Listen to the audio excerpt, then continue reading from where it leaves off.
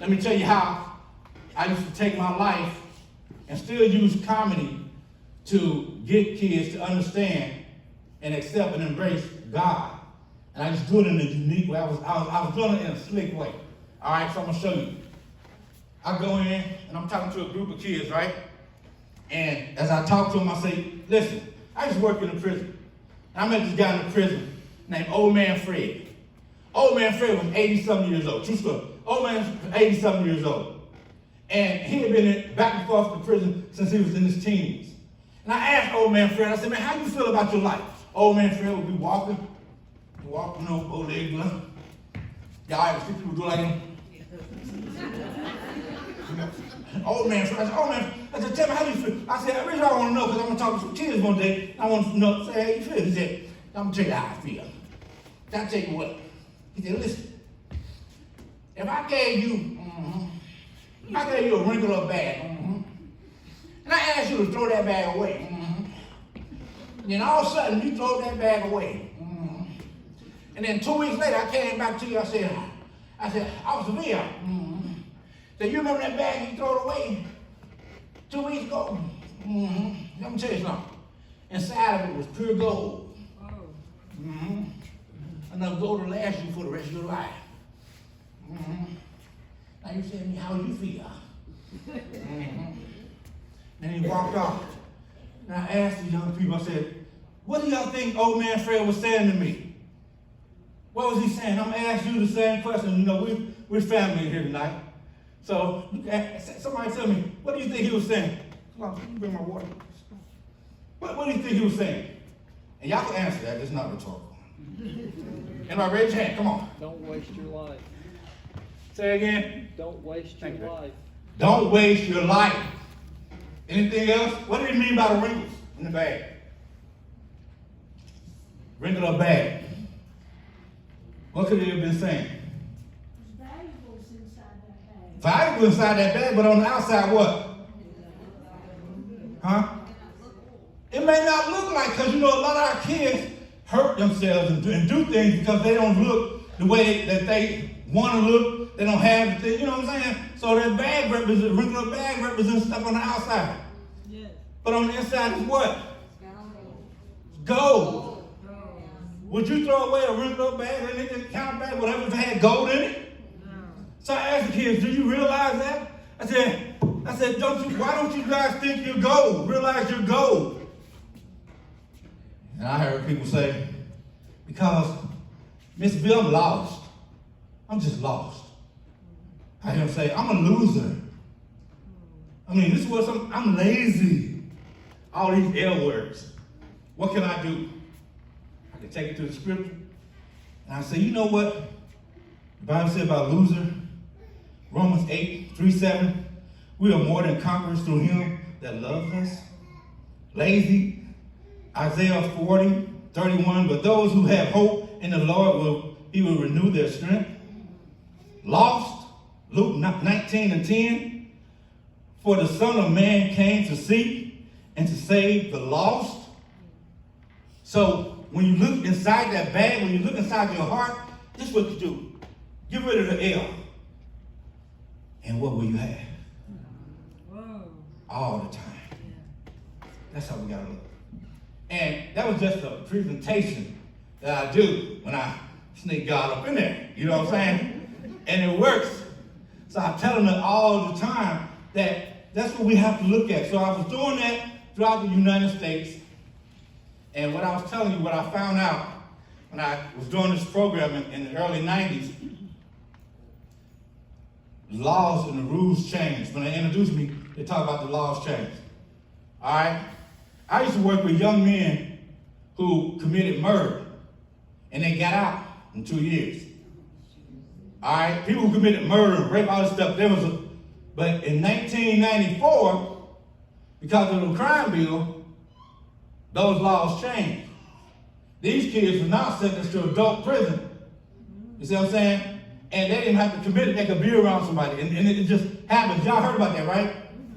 All right, think about this too. It even impacted Georgia. How many of y'all, I'm gonna say a word. I want y'all to tell me if y'all heard this word. Super predator. How many people? Just raise your hand. Just so other people who hadn't heard of them. Super predator. When that word came out in the early 90s, they said this generation of kids that's coming up, they're like super predators. We need to pass laws. We need to do all this stuff so that they won't become the beast and terrorize our communities.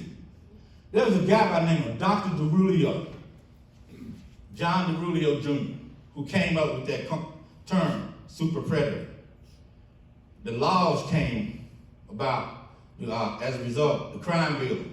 In Georgia, a law came about, a bill was passed called Senate Bill 440. Anybody ever heard of Senate Bill 440? Raise your hand. No? That's good, because I like to share it with you. You can write it down if you don't believe it, because a lot of people don't. And Senate Bill 441. Senate Bill 440 said, okay, this is what we're going to do with these kids. No, we're not going to evangelize them and do all that. We're going to set it up where at age 13, they can be locked up and sentenced as an adult in adult prison. Did y'all know that? Set them, lock them up. All this stuff happened as a result of the super predator. My little brother, over a drug, they said crack or whatever, was locked up and sentenced to life without the possibility of parole back in 1995. Okay?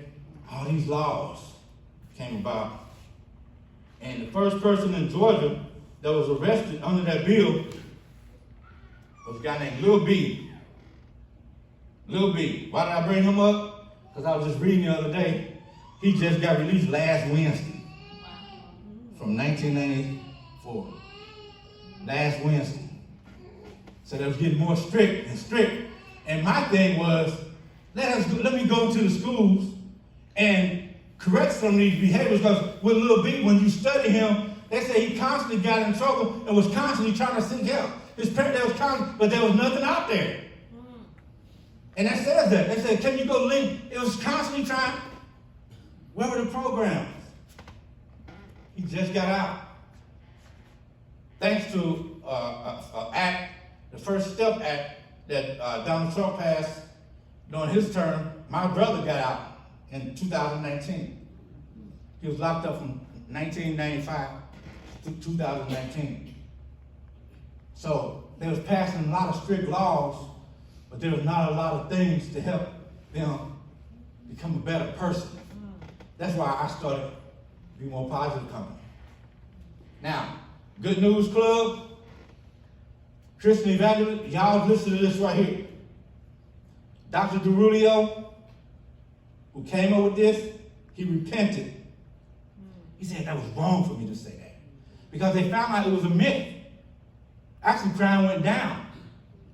He said, you know what I should have said? He said, I should have said, we need to create more faith-based teachings in the schools. We should put more Christian-based education and programs in the schools.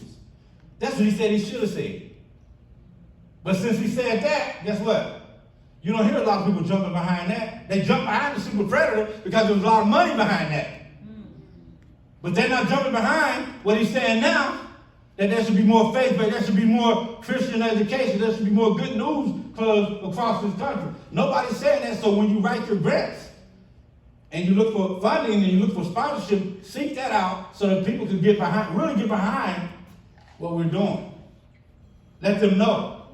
I don't know if y'all ever heard of the faith-based initiative that George W. Bush started. You know why he started? Because Dr. DeRulio pushed for it. He said, I messed up.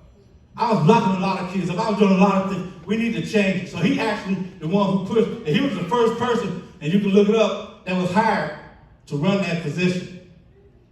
Faith-based education. A lot of us, I don't know if y'all knew that. But I try to tell people this so that they understand that there's a mission and a message and a ministry behind what we're doing, which you're not wasting time. You are doing what God has called us to do for such a time as this. Give yourselves a hand.